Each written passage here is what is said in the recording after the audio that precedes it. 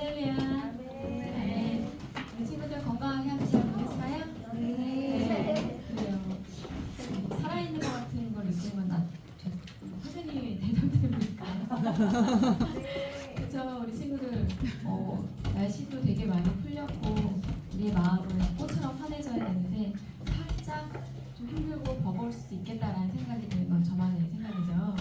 우리 친구들 수행평가와 또한 중간고사 이렇게 준비하느라 좀 몸도 마음도 지쳐있을 수 있지만 그럼에도 불구하고 이 자리에 나와서 예배드리는 우리 친구들 모두를 환영하고 축복합니다. 제가 통해서 내가 누구인지 깨닫고 다시 한번 새 힘을 얻어서 우리 세상 가운데로 나아가서 정말 빛으로 소금으로 살아내는 우리 친구들 되기를 바랍니다. 자, PPT에도 보였어요. 우리 친구들 지난 주간에 벚꽃놀이 많이 했어요? 꽃비 많이 맞았나? 어제 막 이렇게 이야기해봤는데 뭐 그런 친구들도 있고 아쉽지만 뭐 그런 친구들도 있더라고요. 그래서 찬란한 나의 이 시기를 사진으로 남겨보는 것도 좋을 것 같습니다. 오늘 우리 친구들과 함께 나눌 말씀의 제목 같이 한번 읽어볼까요? 시작! 나는 왕같은 제사장입니다. 아멘. 내가 누구냐라고 이야기를 했을 때 난 하나님의 자녀입니다. 택함받은 하나님의 백성입니다. 이런 거 많이 들어봤을 텐데 오늘은 거기에서 한 발자국 더 나가서 나는 왕같은 제사장이다 라는 걸 우리 친구들이 깨닫고 돌아가기 원해요. 나는 왕권을 가진 자야. 나는 이런 마음을 가지고 세상에서 살기를 바라며 오늘 이 같은 말씀의 제목으로 여호수아서 15장 13절로 19절까지의 말씀을 저와 교독해 보도록 할게요.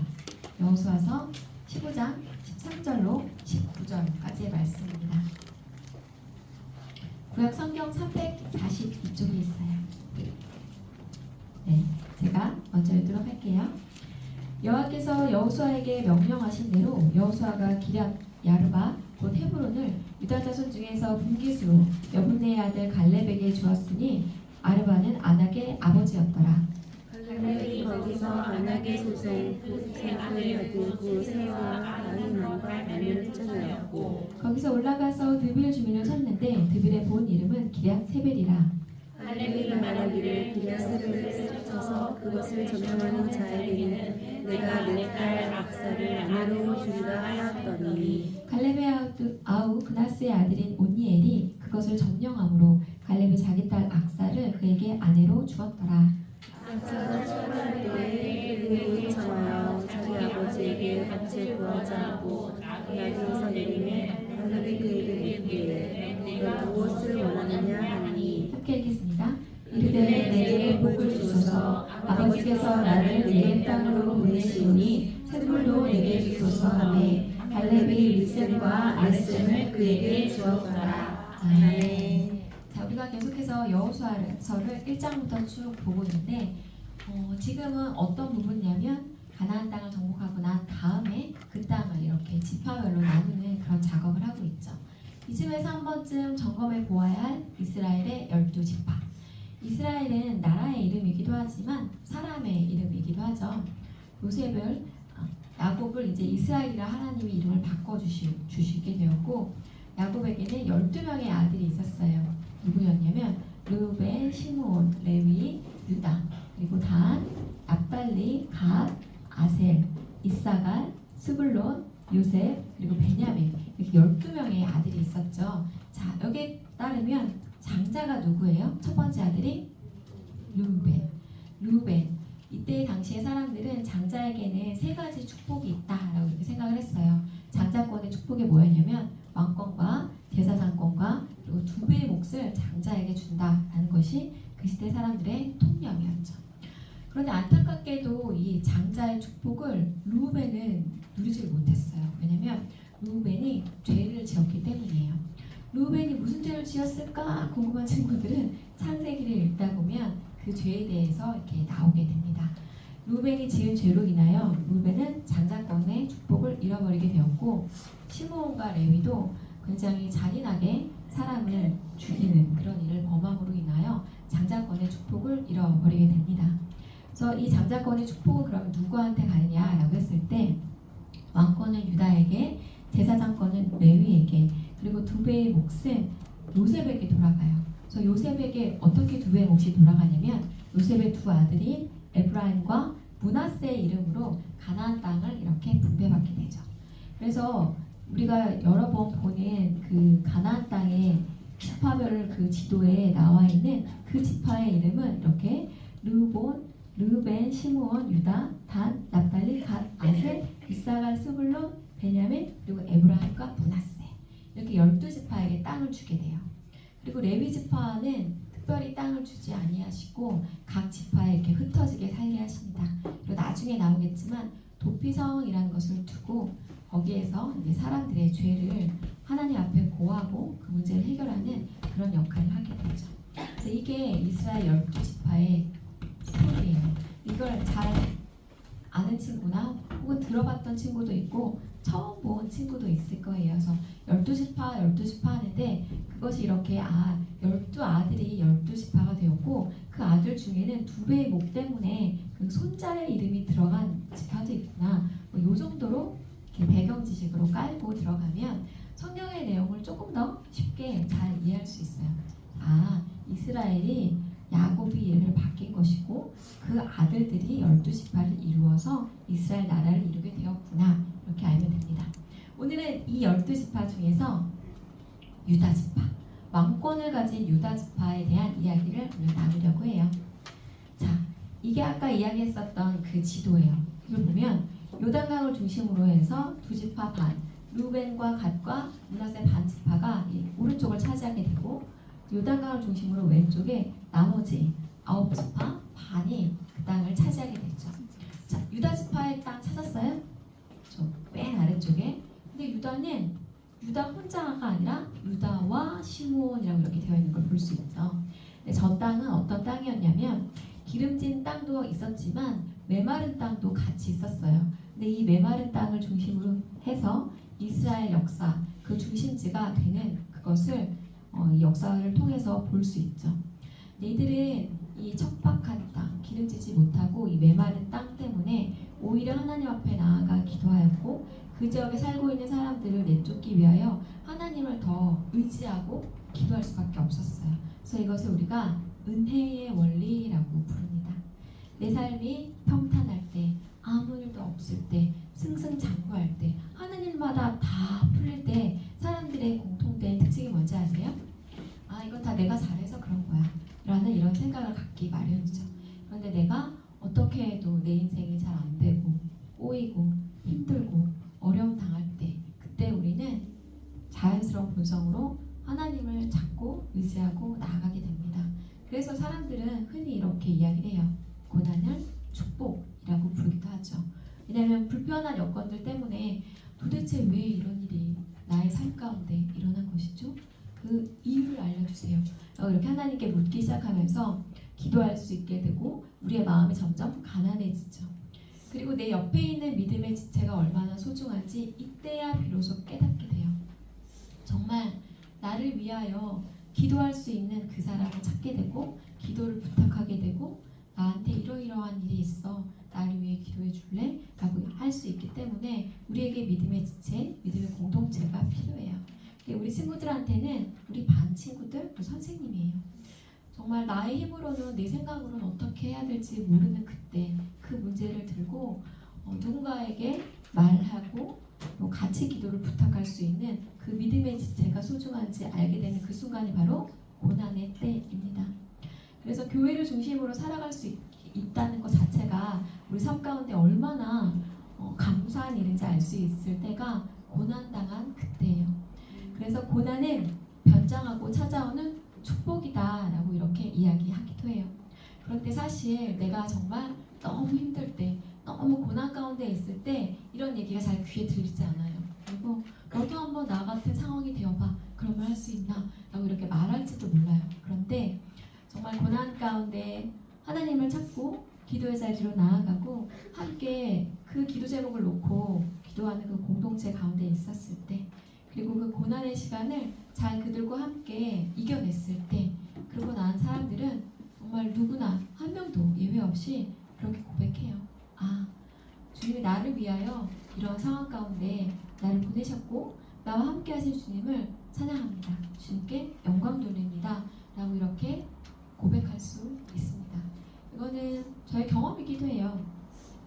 예전에 제가 되게 아팠을 때 그 아픔을 가지고 같은 공동체에 있는 사람들에게 기도 제목을 나누고 함께 기도하고 그 아픔의 시간을 지나오고 나중에 치유가 되었을 때 주님이 날 고쳐주셨어요. 여호와 라파의 하나님이십니다. 감사합니다 라고 고백할 수 있었어요. 그런 걸 생각하면 그리고 그때 그 시간을 통해서 하나님을 더 깊이 만나게 되었고 하나님을 향한 그 흔들림 없는 믿음을 가질 수 있었던 것 같아요. 지금 나는 이러한 문제 때문에 힘들지만 여기에는 분명 하나님의 선하신 뜻과 계획이 있어. 이 일을 통해서 나를 성장시켜 가시고 나를 다듬어 가시고 나의 믿음을 굳건하게 하시려는 하나님의 그 계획 과정 가운데 하나일 뿐이야 라고 생각하면서 그 시간을 이겨낼 수 있었거든요. 우리 친구들도 삶 가운데 정말 내가 감당할 수 없는 어려움이 있다, 고난이 있다, 아픔이 있다라고 할 때는 도대체 왜 이렇게 힘든 일 나에게 주신 거예요? 이런 마음으로 그 시간을 보내기보다 이 가운데는 하나님의 선하신 뜻과 계획이 있다라는 것을 붙들고 그 시간을 잘 이겨나갈 수 있길 바래요. 그리고 혼자서만 끙끙거리고 기도하지 말고 기도 제목을 나누고 선생님께 나누고 저에게도 나눠주시고 함께 기도할 수 있는 특권을 허락해 주세요. 우리가 함께 기도했을 때 그 문제를 더 이상 문제가 아니도록 만들어주시는 그 하나님을 경험할 수 있게 우리 친구들이 기도 제목을 나눠주면 좋겠습니다. 그래서 우리 하나님은 어떤 분이시냐라고 이야기를 했을 때 우리의 약함을 통해서 오히려 일하시는 분이세요. 우리가 너무나 잘 알고 있는 사도 바울 있죠. 그 복음을 이방인들에게 전했던 그 사도 바울에게는 육체의 가시라라고 불렸던 그런 고난이 있었어요. 그래서 그가 3번이나 그 문제를 가지고 하나님 앞에 나아갔는데 하나님은 바울에게 그 치유의 기쁨을 허락하지 않으셨어요. 대신에 이렇게 말씀하셨죠. 나에게 이르시기를 내 은혜가 내게 족하도다. 이는 내 능력이 약한 데서 온전하여짐이라 하시니라. 바울아, 내가 너의 몸에 있는 그 아픔과 고통을 깨끗하게 해줄 수도 있지만 너의 은혜가 너에게 족하단다. 그러니 너의 그 약함을 통하여 오히려 나의 온전함을 드러내는 통로로 너가 사용되어 주려 하고 말씀하시는 것이죠. 그래서 내가 그리스도를 위하여 약한 것들과 능욕과 궁핍과 박해와 곤고를 기뻐하노니 이는 내가 약한 그때의 강함이라 라고 이렇게 바울이 고백합니다. 바울의 믿음은 이제는 치유해 주신 하나님을 넘어서서 비록 나를 고쳐주지는 않으시지만 나의 그 고통과 아픔을 통하여 하나님이 일하신다면 그것으로 저는 족합니다. 내가 약한 그때에 하나님의 강함이 드러나시고 나를 통하여 일하여 주시는 주님께 감사합니다라는 고백에 이르기까지 바울의 믿음이 한층 더 성숙하였음을 보게 되죠. 그래서 우리 친구들이 이러한 믿음에 이르기까지 우리 친구들의 그 믿음이 날로 단단해지고 굳건해지고 성장할 수 있기를 바라해 봅니다.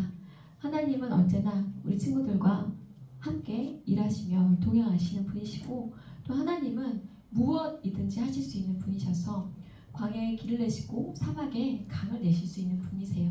그래서 그런 하나님과 함께 하셨기에 이스라엘 백성들은 이제 가나안 땅에 남방도, 평지도, 산지도, 광야도 또한 그 광야를 통하여 예루살렘도 모두 다 이제 정복하는 그런 일을 이루게 되었죠. 그래서 내가 비록 비옥한 땅을 받지 못했다 할지라도 하나님과 함께 하신다면 그 광야도 나에게 축복의 땅입니다 라고 고백할 수 있었으면 좋겠어요. 내가 이번 시험에서 공부는 되게 조금 했는데 전부 다 만점을 받아서 하나님께 영광을 돌리는 것 이런 것들로 우리 친구들이 어떤 것들을 가늠하지 않기를 바래요. 내가 비록 어렵고 힘들지만 하나님과 함께 동행하는 삶, 그 믿음의 발걸음 한 걸음 한 걸음만으로도 저는 만족합니다. 기쁩니다. 감사합니다. 이렇게 고백할 수 있었으면 좋겠어요. 매일의 삶 가운데 우리 친구들이 불평과 불만과 어떤 원망과 아쉬움과 이런 것들만 개수하지 않고 비록 내 삶이 지금 살짝 광야와 같고 어딘가 메말라 있고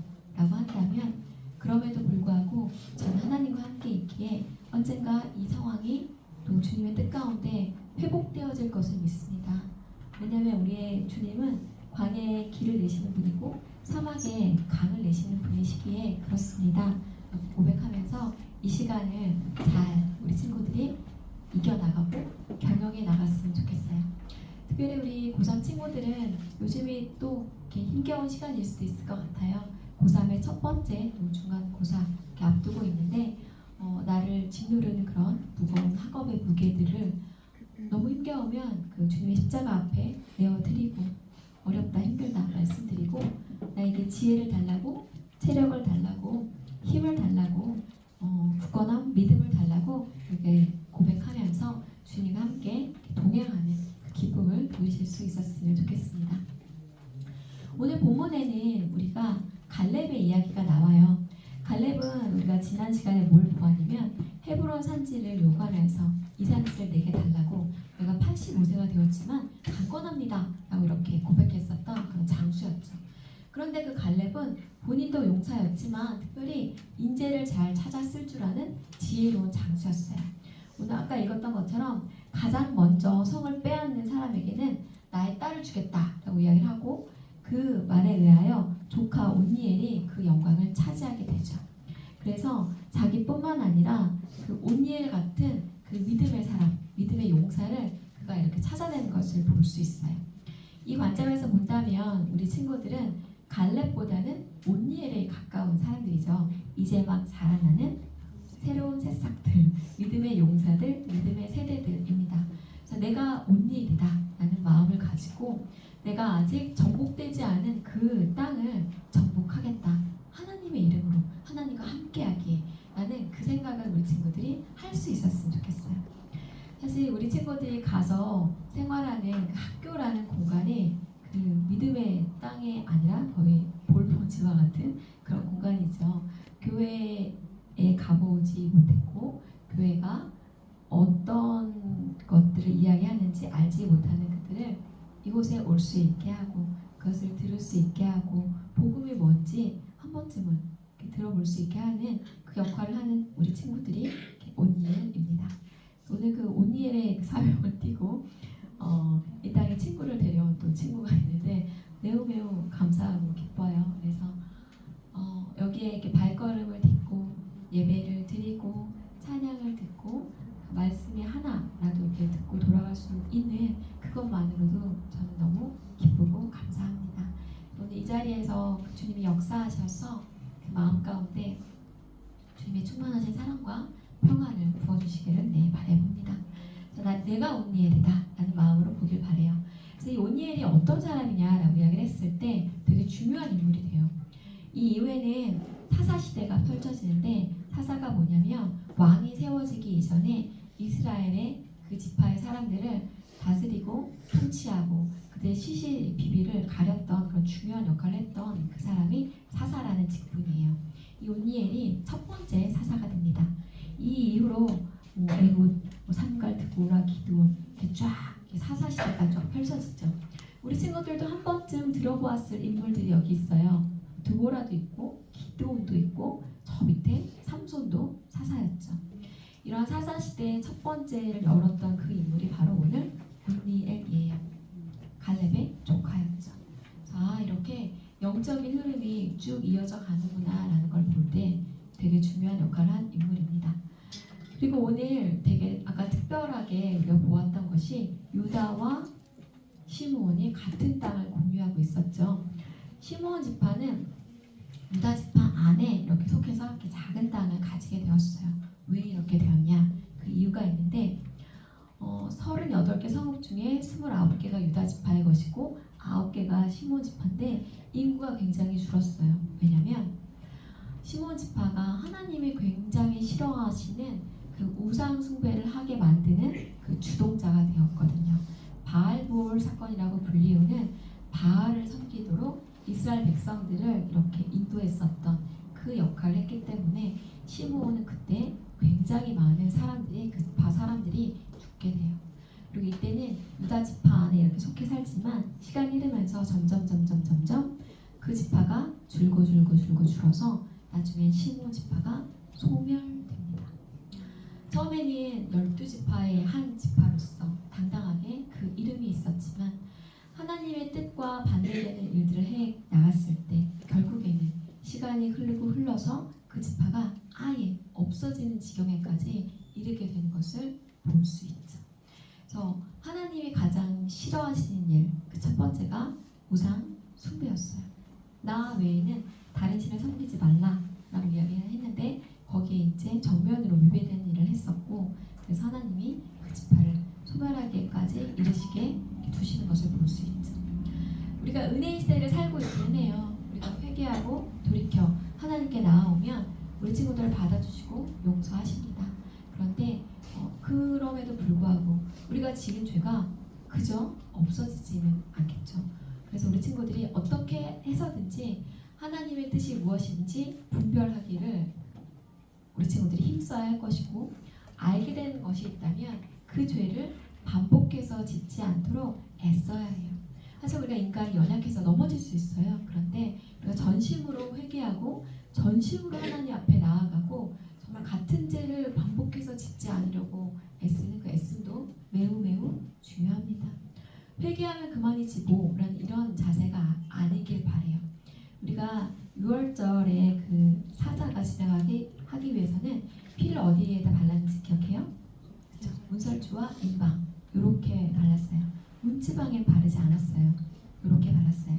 그래서 우리가 피의 능력, 보혈의 능력을 믿지만 정말 그 피를 하찮게 여기지 않기를 바라봅니다.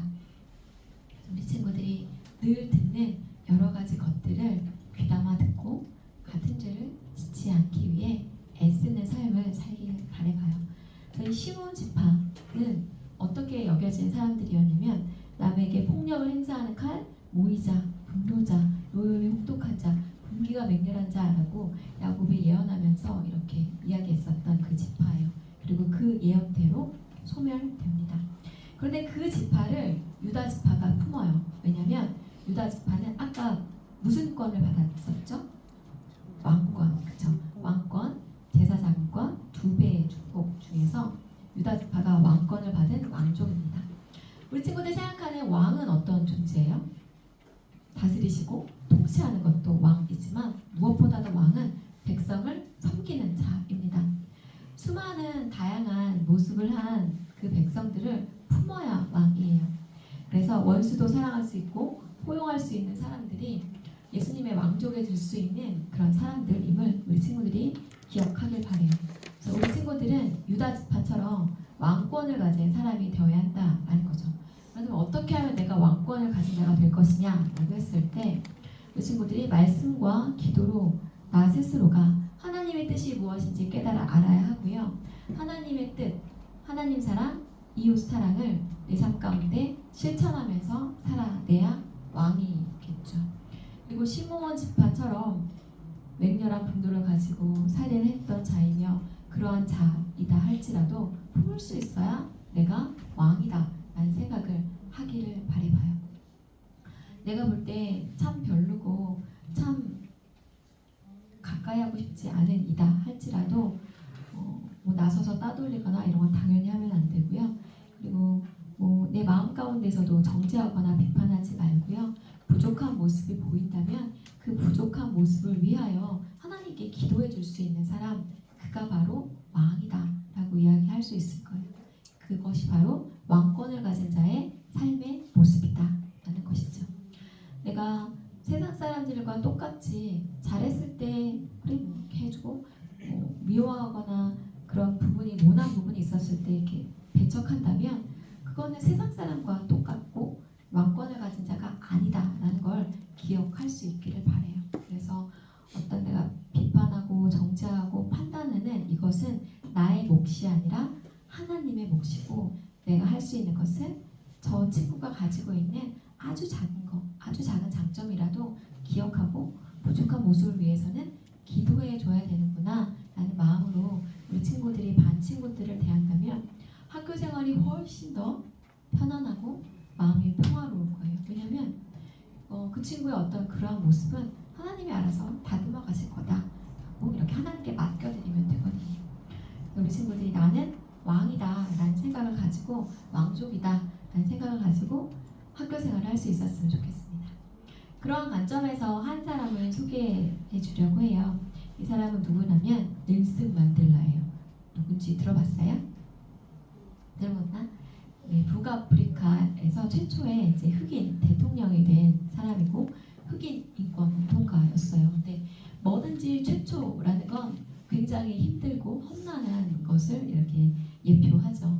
그가 최초의 흑인 대통령이 되기까지 아마 되게 많은 어려움이 있었겠죠. 그 어려움 중에 하나가 뭐였냐면 많은 그 백인들로부터 탄압을 받게 되었고 감옥 생활을 하게 됩니다. 무려 27년 동안. 생각해보세요. 2달 반 혹은 뭐 2년 반이라고 해도 되게 힘들 것 같아요. 어딘가 갇혀진 공간 안에서 그쵸, 생활해야 되는 건 굉장히 어려울 텐데 무려 27년 동안 감옥 생활을 한 이 넬슨 만델라에게 한 기자가 질문을 해요. 어떻게 27년의 감옥 생활을 이길 수 있었습니까? 라고 이야기를 했을 때 뭐라고 대답했을 것 같아요, 친구들? 그쵸? 우리가 생각할 수 있는 여러 가지 답변들이 있는데 굉장히 의외의 답변을 합니다. 나는 27년간 감옥에서 매일 내일 나가는 꿈을 꿨습니다. 그리고 나가면 나를 감옥에 넣은 백인들에게 절대로 복수하지 않겠다고 다짐했습니다. 라고 이렇게 이야기를 해요. 그래요. 내일 나갈 수 있다라는 희망, 소망을 품고 하루하루를 살아갔다라는 것이죠. 나는 이제 끝났어. 이렇게 절망하고 낙담하는 것이 아니라 나는 내일 나갈 수 있을 거야. 이거는 그 소망을 날마다 새롭게 품고 하루하루를 살아갔을 때 그것이 27년이라는 시간까지 이르게 되었고 결국 그는 그 소망과 바램대로 감옥에서 나갈 수 있었어요. 근데 그가 이런 소망을 품지 않고 정말 이제 나는 끝났어. 나는 이제 끝이야. 죽고 싶어. 이런 생각에 사로잡혔다면 아마 그의 몸과 마음과 영혼은 무너져 내렸을 것이고 27년이라는 시간은 절대로 견디지 못했을 거예요. 그리고 그가 만약에 복수심에 불타서 내가 나가기만 하면 나를 감옥에 넣은 그들에게 복수하고 말겠어 라고 했다면 그는 아마 그 감옥에서 굉장히 그 건강 역시 쇠약해졌을 거예요. 왜냐하면 우리가 누군가를 미워하고 증오하는 이런 마음은 그 미워하고 증오하는 그 당사자에게는 아무런 영향을 미치지 않지만 나에게는 영향을 미치거든요. 나의 그 호르몬의 그 안 좋은 것들이 이렇게 뿜뿜 뿜어져 나오게 해서 결국 내가 나를 공격하는 지경에 이르게 되죠. 그래서 우리가 누군가를 미워하는 건 아주 내추럴하고 당연하게 누구나 할 수 있는 죄악된 사람의 본성이에요. 나의 발을 밟은 사람에게 가서 내가 똑같이 발을 밟아주고 싶은 마음이 사람에게 드는 것은 아주 당연한 거죠. 네, 우리 주님은 우리에게 그러한 것을 말씀하지 않으세요. 오히려 너가 한쪽 뺨을 맞았다면 다른 뺨도 돌려내라 말씀하신 분이 우리의 주님이시죠. 그리고 주님의 이 마음을 조금 깨달아 알기 원해요. 그리고 그렇게 했을 때 그게 오히려 나에게 덕이 된다는 것, 나에게 유익이 된다는 걸 깨닫기 원합니다. 그리고 그것이 왕권을 가진 자로서 이 땅을 살아가는 자의 삶의 자세와 태도라는 것이죠. 손해보지 않기 위해 애쓰는 것이 아니라 어쩌면 그냥 내가 손해보고 내가 져주고 그게 결국에는 이기는 거다라는 걸 알기를 바래요.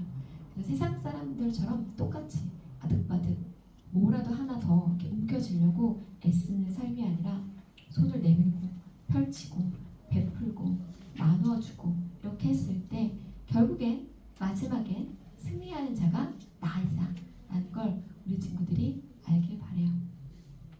내가 정리정돈한 내 요양 노트 누군가 보여달라고 했을 때 그래 아주 평안한 마음으로 보여주고 결국 그랬을 때 그게 나중에 나에게 유익이 돼서 돌아온다니까요. 한번 믿어보세요. 그런 거 한번 해보세요.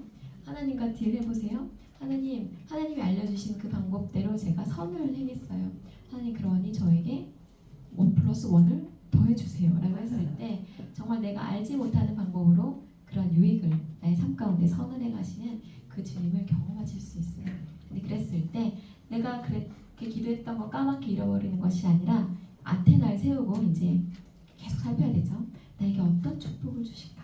그렇게 하면서 하나님과 긴밀한 긴밀하게 교제하고 소통하고 하나님의 마음을 알려고 하고 주님의 음성을 들으려고 하고, 그러면 그때로부터 우리 친구들의 마음 가운데 정말 하나님의 나라가 펼쳐집니다. 그리고 세상에 줄 수도 없는 그 마음의 평안과 힘과 능력이 이렇게 샘솟는 것을 느낄 수 있어요.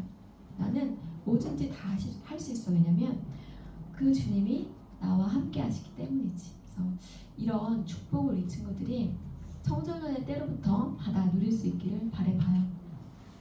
그래서 내가 누구냐? 라고 누가 질문했을 때 나는 하나님의 자녀입니다. 나는 하나님의 백성입니다.를 넘어서서 나는 왕같은 제사장입니다. 라는 이 문장이 우리 친구들의 마음 가운데 새겨지길 원해요. 한번 같이 얘기해 볼까요? 나는 왕같은 제사장입니다. 나는 왕같은 제사장입니다. 아멘. 우리 친구들이 내가 누구냐? 나는 왕권을 가진 자다. 나는 왕같은 제사장이다. 라는 이 믿음의 고백이 정말 마음 깊은 곳에서부터 우러나올 수 있길 바라고, 그것을 바탕으로 살아낼 수 있길 바랍니다. 오늘은 유다의 사자로 오신 우리 예수 그리스도에 대한 영상 같이 보겠습니다.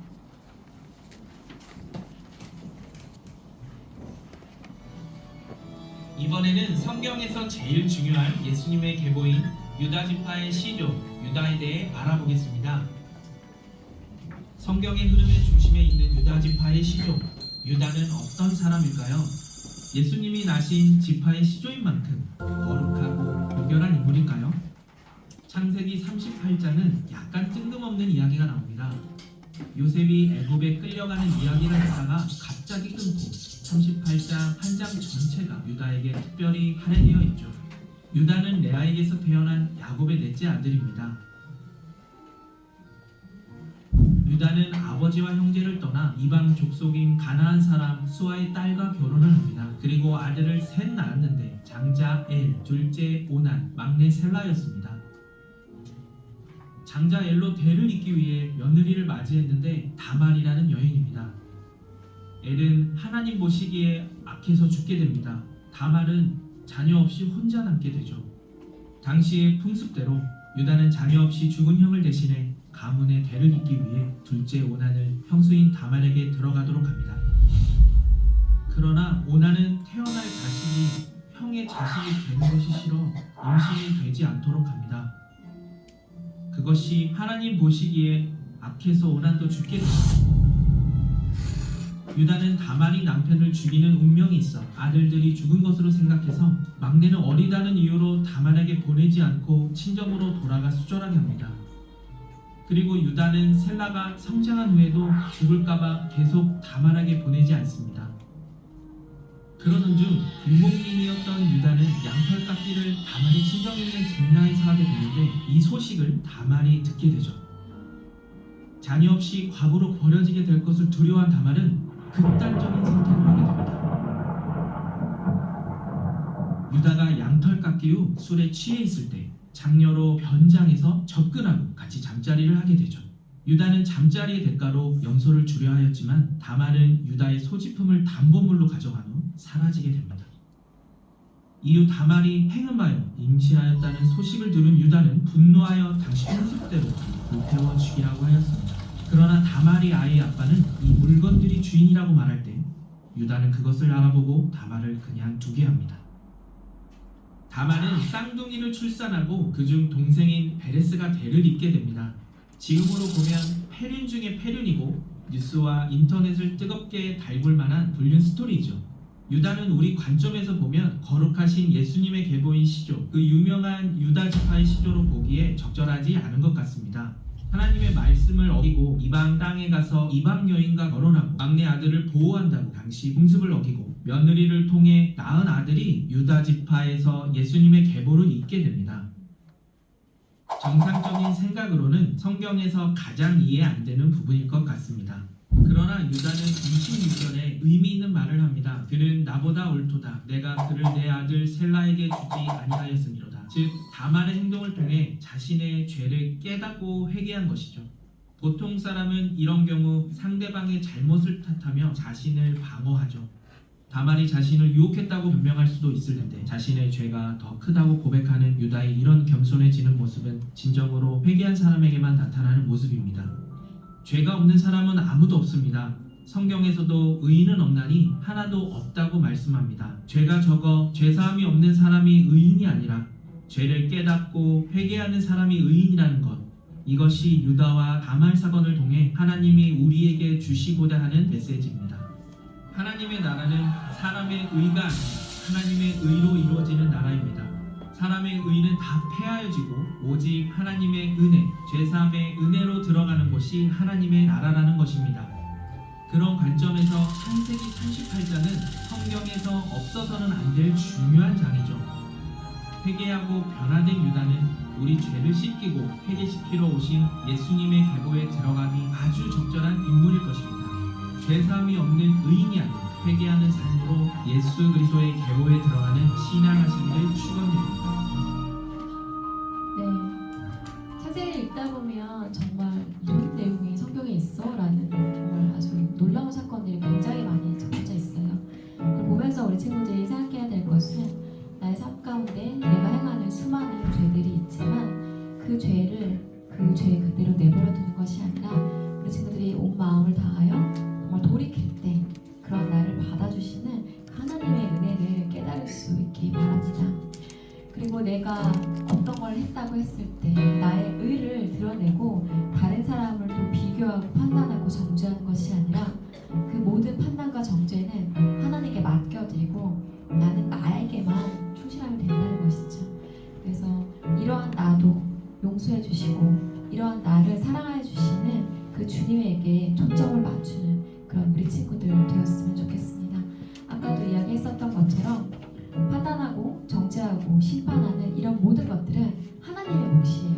내가 할 수 있는 것은 그저 살리고 세우고 사랑하는 그 역할밖에 없다라는 것을 기억하면서 우리 친구들이 세상 가운데 정말 하나님의 자녀답게 왕권을 가진 자답게 살아낼 수 있었으면 좋겠습니다.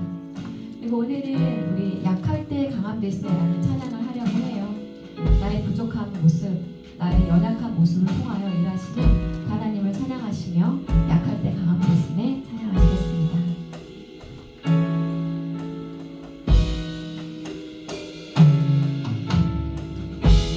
약할 때 강함 대신에 나의 몸을 다 대신 주 나의 모든 것 주 안에 있는 보물을 나는 포기할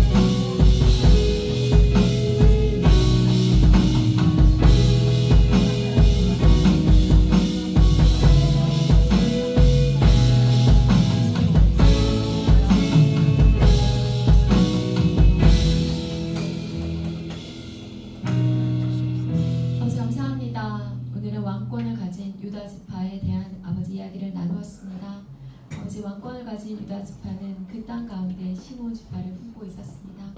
내가 왕이라면, 왕족이라면, 하나님의 택하신 아버지의 주의 자녀들이라면 그렇게 내 마음에 합하지 않은 그런 누군가가 있다 할지라도 그를 품고 그를 위하여 기도하고 함께 나아가야 함을 아버지 생각하기 원합니다. 그래 우리 공동체가 아버지 그런 역할을 할 수 있도록 아버지 역사하여 주시옵소서. 또한 유다 지파 그 왕족의 가진 그 땅들은 모두 비옥한 땅이 아니었습니다. 비록 척박한 땅이었지만 그들은 하나님과 함께 그 땅을 일구어 나가고 하나하나 정복해 나간 부 보게 됩니다.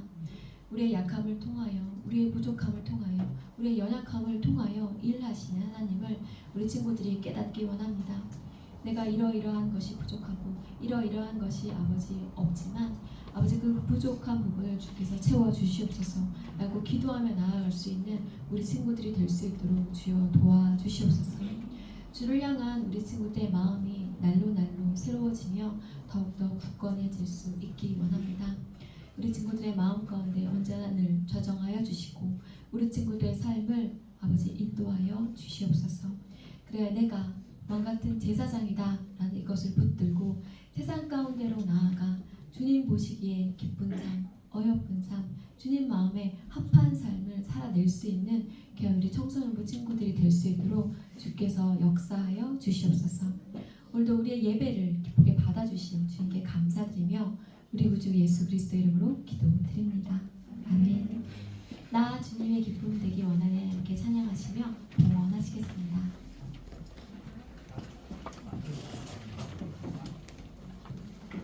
목마를 살리군요. 목마를 샀습니다. 기도하시겠습니다. 찬양하시겠습니다.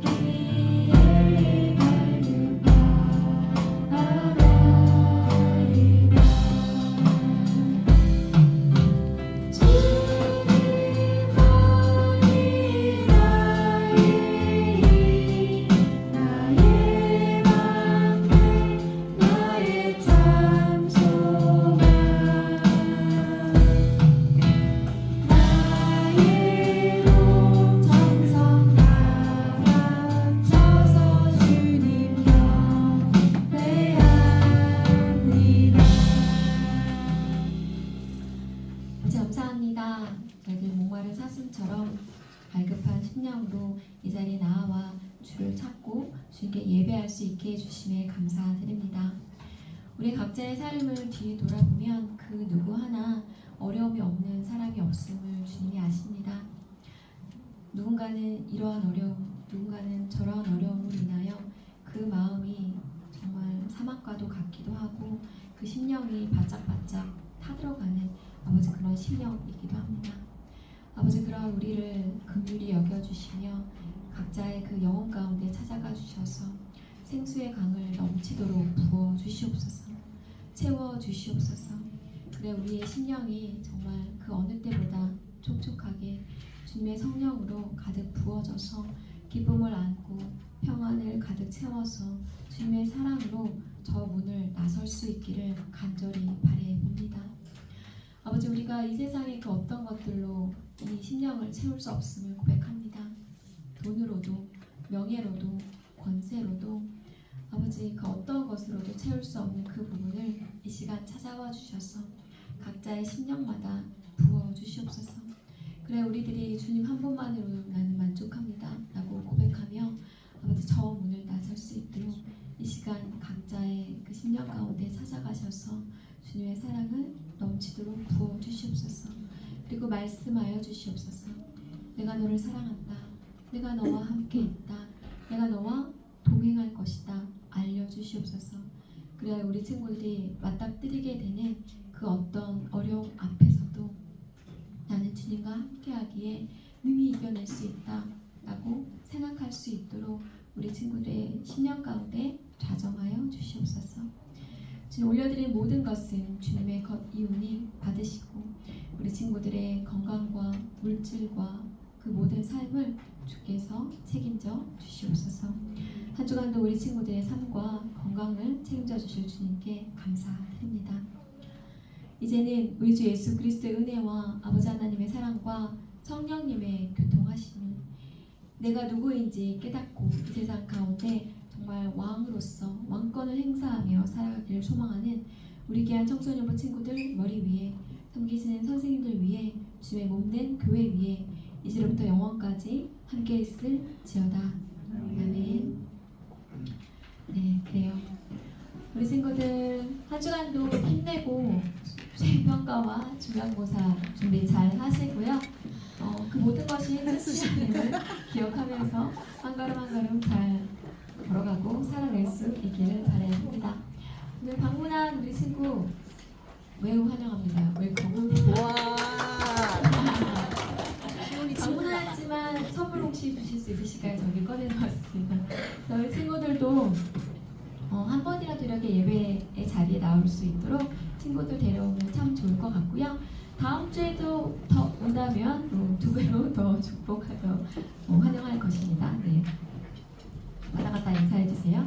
네, 오늘 공간은 어떻게 할 거냐면 김선현 선생님 반은 저와 함께 할 것이고 우리 고3 선생님은 우리 서희 선생님 들어가실 수 있나요? 오케이. 서희 아니고 예승이? 서희. 오늘은 두명이 들어갑니다. 서희와 예승쌤. 오, 좋아요. 남자생이 여자생이 같이 들어가서 즐거운 담소를 나누고 어차피 우리 내년에 곧 만날 거야. 청년부 선생님 선배여서 좋은 시간 보내고요. 또 오늘 즐거운 회식하시고 즐거운 공부 시간 되시길 바랍니다. 한 주간 승리하시고 다음 주에 만날게요. 제가